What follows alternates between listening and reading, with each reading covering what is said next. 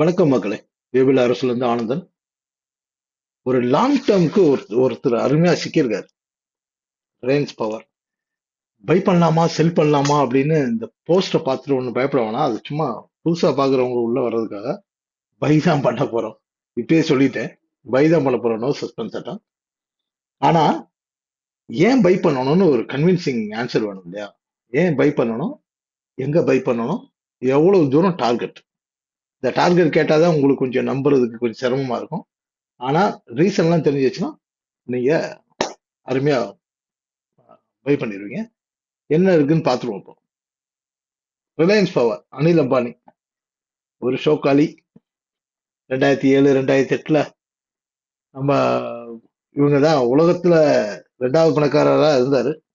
சும்மா ஒரு வாரம். ஸோ அவருக்கு கொஞ்சம் அதான் முதலே சொன்ன மாதிரி ஷோக்காளி கொஞ்சம் அது இதெல்லாம் ஆகி சரி வேணாம், அந்த கதையெல்லாம் வேணாம்.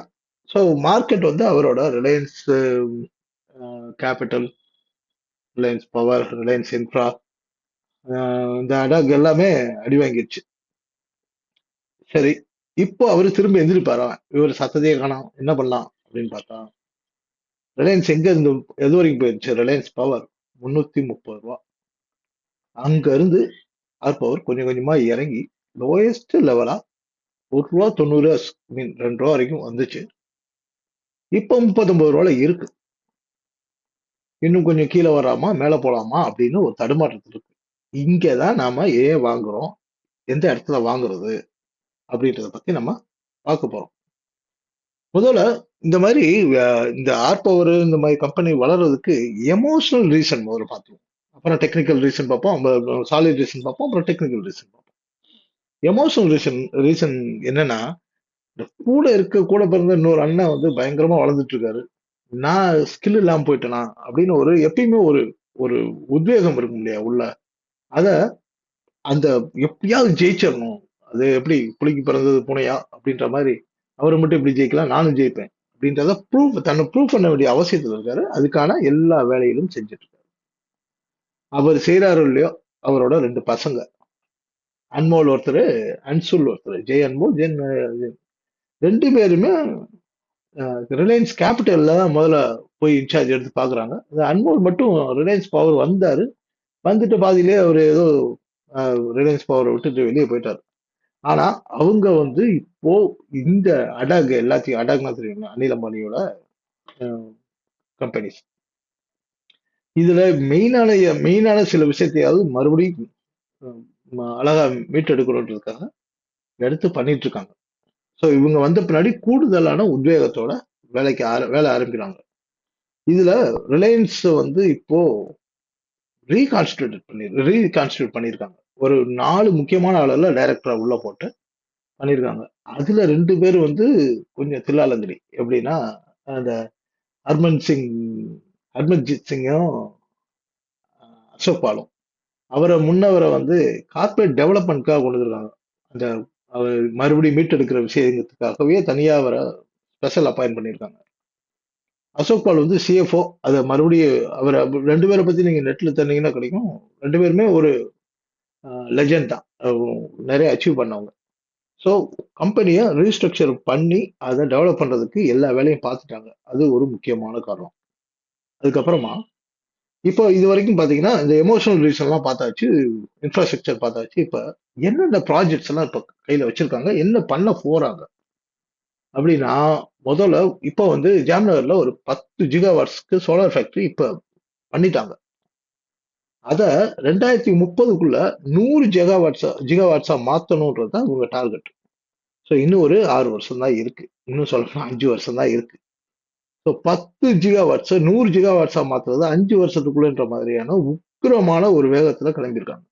So target whatever, 100 GW முடியல, 60 70 தான் முடிஞ்சுன்னா கூட பெரிய சக்சஸ் தான். ஓகே, அடுத்து பேட்டரி ஜிகா. அதாவது பேட்டரியோட ஜிகா ஃபேக்டரி, ரொம்ப பெரிய ஃபேக்டரி வந்து 2026ல ஆரம்பிக்க போறாங்க. ஆர் பவர் தான் இது எல்லாமே, நம்ம ஆர் பவர் தான் பேசுறோம். ரிலையன்ஸ் இன்ஃப்ராவோ கேபிட்டலோ இதுக்குள்ள எல்லாம் வராது. பேட்டரி ஃபேக்டரி ஒன்று ஆரம்பிக்கிறாங்க. அதுக்கப்புறம் சோலார் சோலார் செல் வந்து மேனுஃபேக்சரிங். ஏன்னா இப்போ எல்லாமே நம்ம பெரும்பாலும் இம்போர்ட் தான் பண்ணிட்டு இருக்கோம். இப்போ இந்தியாவிலேயே அது செல்ல மேனுஃபேக்சரிங் பண்றதுக்காக 2025ல ஆரம்பிக்கிறாங்க. இது ரெண்டாவது பாயிண்ட்.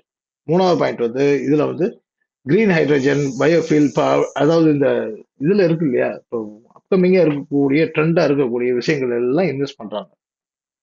அப்புறம் என்னென்ன ஃபேக்டரி ஆரம்பிக்கிறாங்கன்னா, அடுத்து வரிசையா அந்த வந்து 4 factory, integrated solar photo voltaic module factory, advanced energy storage battery factory, இந்த மாதிரி ஒரு 4 ஃபேக்டரி ஆரம்பிக்கிறாங்க. ஸோ இது எல்லாமே ப்ராசஸ்ல இருக்கு. இப்போ எதுவும் கற்பனைலாம் இல்ல, ப்ராசஸ்ல ஸ்டார்ட் பண்ணியிருக்காங்க, அதுக்கான வேலைகளை ஆரம்பிச்சிட்டாங்க. ஸோ வெட்டிய கீழே கடந்த ஒரு ஸ்டாக்குக்கு இவ்வளவு வேலை நடக்கிறப்போ அது எந்திரிக்கணுமா வேணாம்?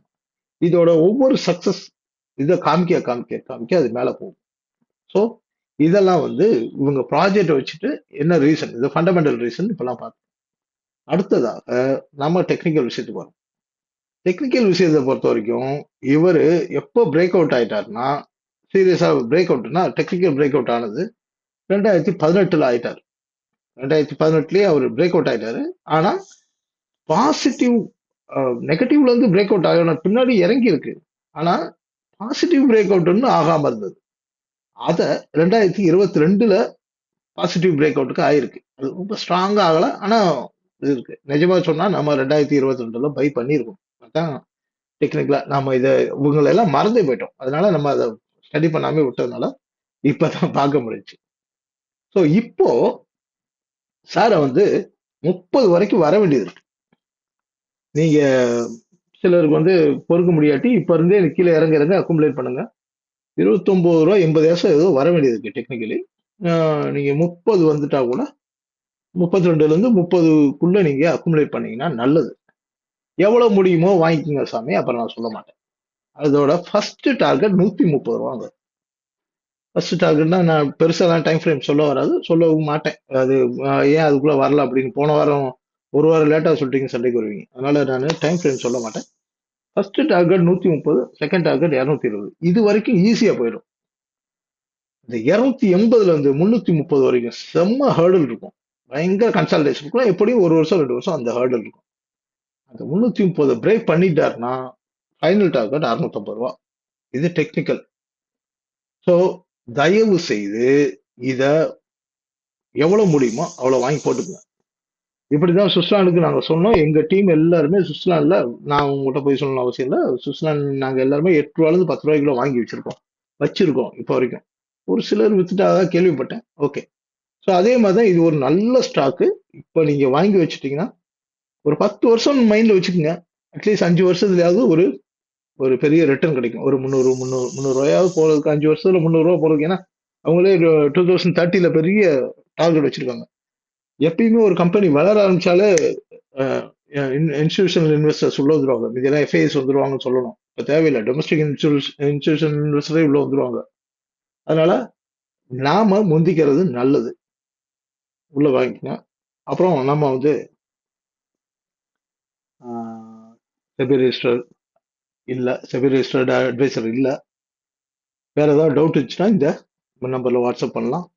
நம்மளோட ஃபேஸ்புக் பேஜை ஃபாலோ பண்ணீங்கன்னா அப்பப்போ இந்த மாதிரி அப்டேட் நடத்திட்டே இருக்கும். நன்றி, வணக்கம் மக்களை.